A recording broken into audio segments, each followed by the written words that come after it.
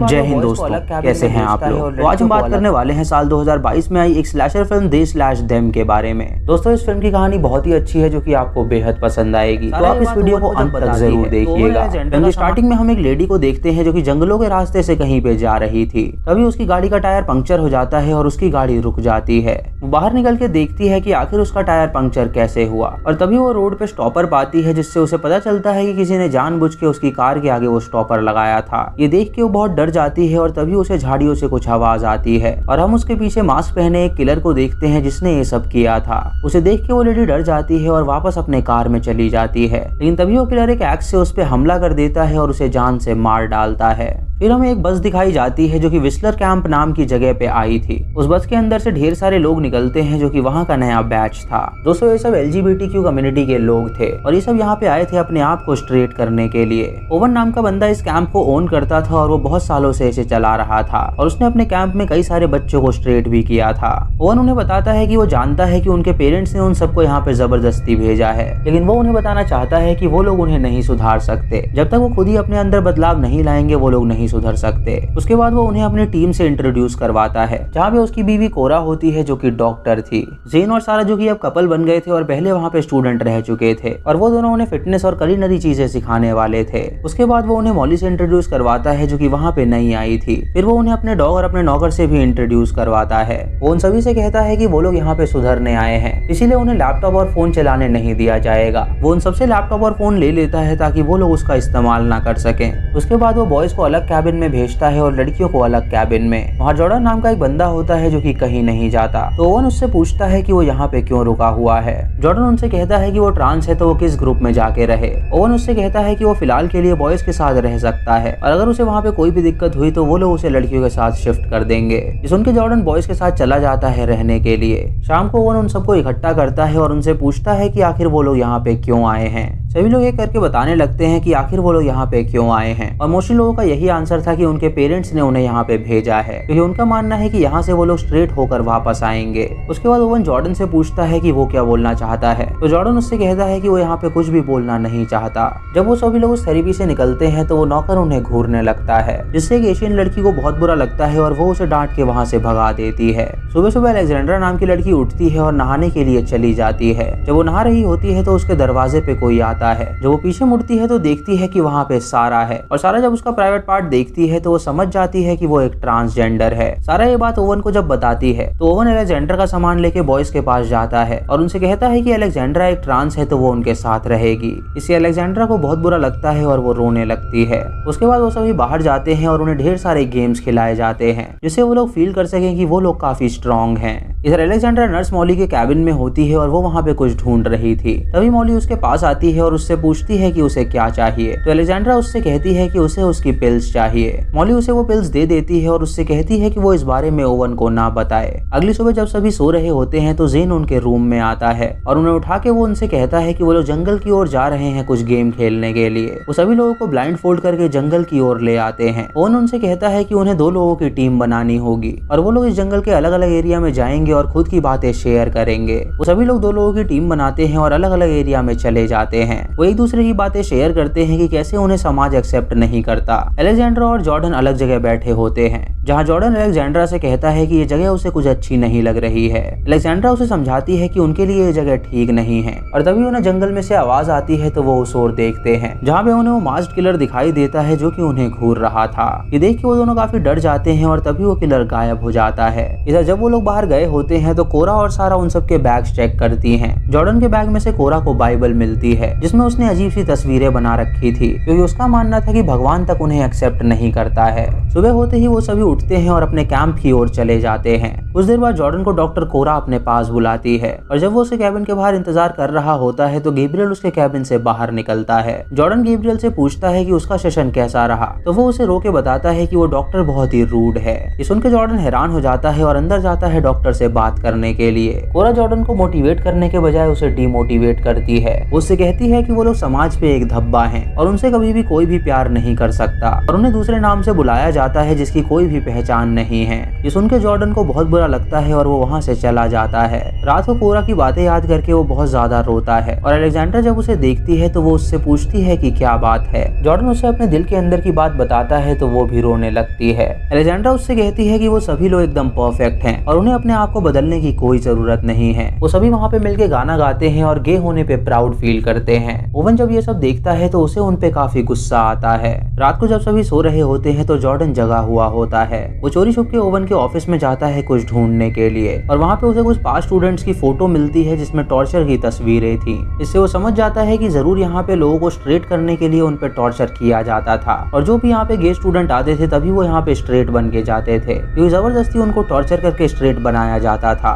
तभी मॉली वहाँ पे आ जाती है और जॉर्डन से पूछती है कि वो यहाँ पे क्या कर रही है। जॉर्डन उसे वो सारी फोटोज दिखाती है और उससे कहती है कि क्या उसे इस बारे में पता है। तो मॉली उससे कहती है कि उसने हाल ही में इस ग्रुप को ज्वाइन किया है और उसे इस बारे में बिल्कुल नहीं पता था। वो जॉर्डन से कहती है कि वो बिल्कुल भी चिंता ना करे, वो किसी भी हाल में बच्चों के साथ ऐसा नहीं होने देगी। इधर वो नौकर अपने कैबिन में लैपटॉप के आगे बैठा होता है और वो बाथरूम की सीसीटीवी फुटेज ऑन करता है जिसमें लड़कियां नहा रही थीं। तभी उसे अपने पीछे से कुछ आवाज आती है और जब वो पीछे मुड़ता है तो देखता है कि वहाँ पे वो कातिल है जो कि उस पे हमला कर देता है और उसे जान से मार डालता है।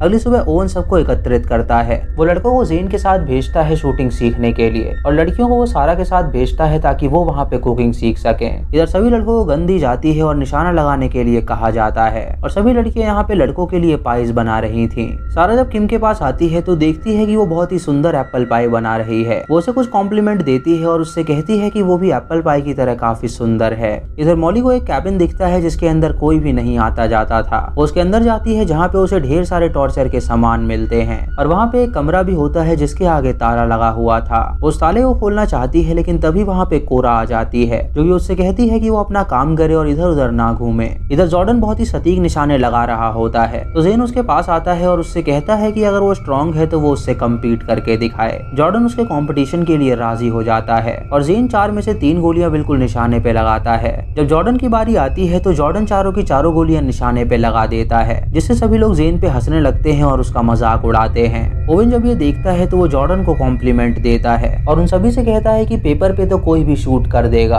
अगर उनमें दम है तो वो किसी जानवर को मार के दिखाएं। इधर सभी की एप्पल पाई बन गई होती है तो सारा सबको बाहर भेज देती है। वो किम को वहीं पे रोकती है और उसका एप्पल पाई टेस्ट करती है। वो अपनी उंगलियों से उसे पाई खिलाती है और उससे कहती है कि वो बहुत ही सुंदर है। वो उसे वहाँ पे सेड्यूस करने की कोशिश करती है लेकिन किम वहाँ से भाग जाती है। इधर ओवन टोबी को अपने पास बुलाता है और उससे कहता है कि अगर उसे स्ट्रांग बनना है तो उसे उस कुत्ते को मारना होगा। वो कुत्ता बहुत ही ज्यादा बूढ़ा है और वो चल फिर भी नहीं पाता। उसे कैंसर भी है और उसकी पीड़ा मिटाने के लिए उसे जान से मारना होगा। उसे जबरदस्ती उसे जान से मरवाना चाहता है लेकिन टोबी उससे कहता है कि वो किसी भी जानवर की जान नहीं ले सकता। तभी जॉर्डन उस कुत्ते को शूट कर देता है जिससे उसकी मौत हो जाती है और उसके बाद वो ओवन की तरफ गन करता है जिससे वो समझ जाता है कि वो बहुत ही स्ट्रांग है।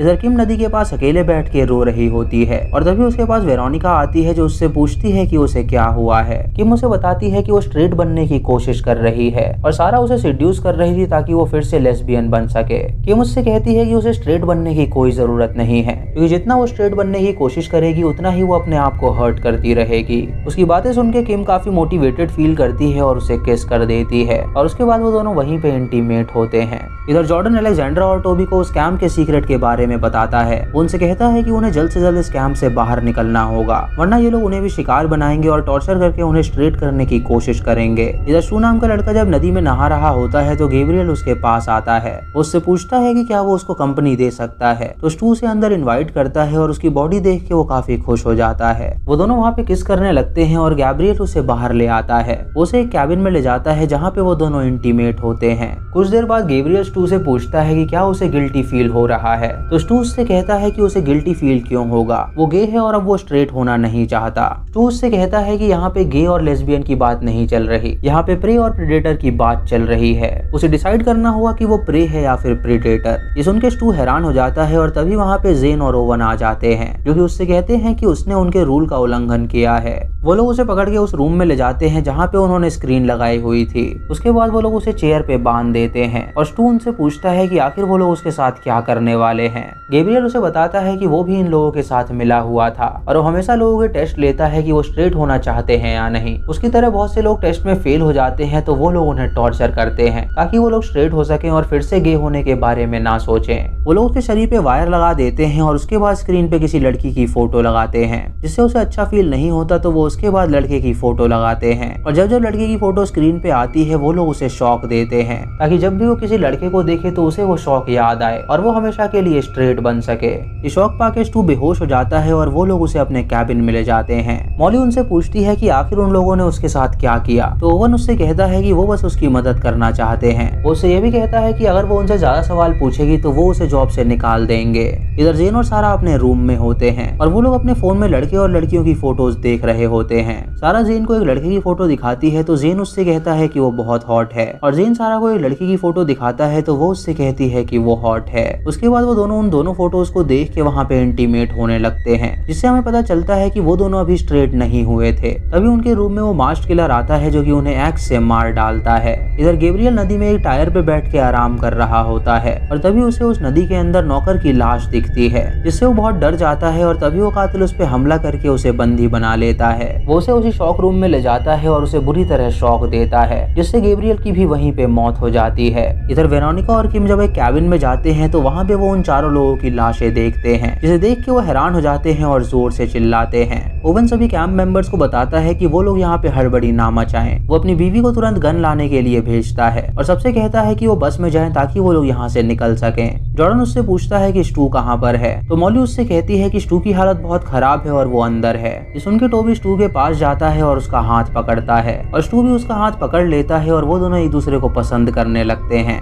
इधर मॉली अलेक्जेंड्रा को बच्चों को लेकर बस की ओर जाने के लिए कहती है लेकिन जॉर्डन भी वहीं रुकता है कुछ काम खत्म करने के लिए। वो ओवन के कैबिन में जाता है वहाँ पे कुछ सबूत इकट्ठा करने के लिए ताकि वो पुलिस को उन टॉर्चर्स की तस्वीर थमा सके। तभी वहाँ पे ओवन आ जाता है तो वो कबर्ड में जाके छुप जाता है और उसी कबर्ड में उसे उसकी बीवी की लाश मिलती है यानी उस कातिल ने उसे भी मार डाला था। तभी वो कातिल वहाँ पे आता है और ओवन पे हमला कर देता है। ओवन उससे पूछता है कि आखिर वो कौन है और उसे क्या चाहिए तो वो कातिल अपना मास्क हटाता है और वो कोई और नहीं बल्कि मॉली होती है। मॉली उससे कहती है कि उसका असली नाम एंजी फिलिप्स है और जब वो 14 साल की थी तो वो इसी कैंप में आई थी जहाँ पे उन लोगों ने उस पर टॉर्चर किया था और उसे स्ट्रेट बनाने की कोशिश करी थी। इस कैंप से बाहर निकलने के बाद उसे हमेशा लड़कियों के ही ख्याल आया करते थे और इस ख्याल को मिटाने के लिए उसने कई सारे डॉक्टर्स से थेरेपी भी ली लेकिन कोई भी उसे ठीक नहीं कर पाया क्योंकि वो बचपन से ही लेस्बियन है। वो उसे ये भी कहती है कि वो जो यहाँ पे कैंप चला रहा है वो बहुत ही गलत कैंप है और वो किसी को भी स्ट्रेट नहीं कर सकता अपनी बकवास थेरेपी से। ये सुन के ओवन उसका चाकू छीन लेता है और उस पे हमला कर देता है और जब वो उसे मारने जा रहा होता है तो जॉर्डन कबर्ड से निकल के उस पे गन तान देता है।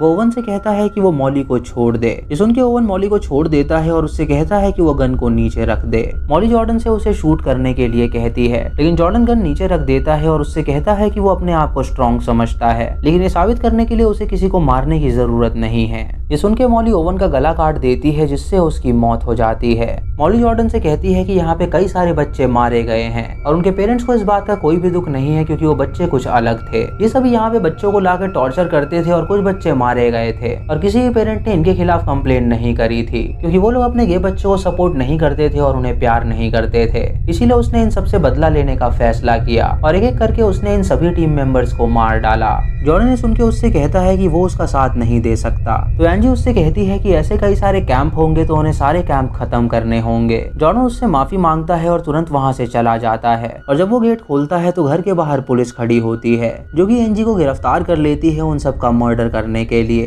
अगली सुबह स्टू को हॉस्पिटल ले जाया जाता है जहाँ पे टोबी उसके साथ था और वो उससे कहता है कि वो उसकी फैमिली है। किम और वेरोनिका भी एक साथ अब बहुत ही ज्यादा खुश थे और अलेक्जेंड्रा जॉर्डन से पूछती है कि अब वो क्या करेगा। जॉर्डन कहता है कि वो अपनी लाइफ खुल के जिएगा और कभी भी इस बात का खेद नहीं करेगा कि वो ट्रांस है और इसी के साथ ये मूवी यहीं पे खत्म हो जाती है। तो दोस्तों ये थी इस फिल्म की कहानी। आपको ये कहानी कैसी लगी आप हमें कमेंट सेक्शन में जरूर बताएं। दोस्तों इस फिल्म में एक मैसेज दिया गया है कि आप जैसे भी हैं आप अपने आप को प्यार करें क्योंकि आप बिल्कुल नॉर्मल हैं और आप सिर्फ अपने दिल की करें और आप जिसे भी पसंद करते हैं चाहे वो लड़का हो या लड़की आप उसके साथ रहें। तो दोस्तों मेरी आपसे दरख्वास्त है कि आपके आसपास अगर कोई ऐसा है तो आप उसे सपोर्ट करें। चैनल पे नए हैं तो सब्सक्राइब करें और बेल आइकॉन दबाएं नोटिफिकेशंस के लिए और मूवी लिंक्स के लिए आप हमें टेलीग्राम पे फॉलो कर सकते हैं। दोस्तों वीडियो को लाइक और शेयर करना बिल्कुल मत भूलिएगा।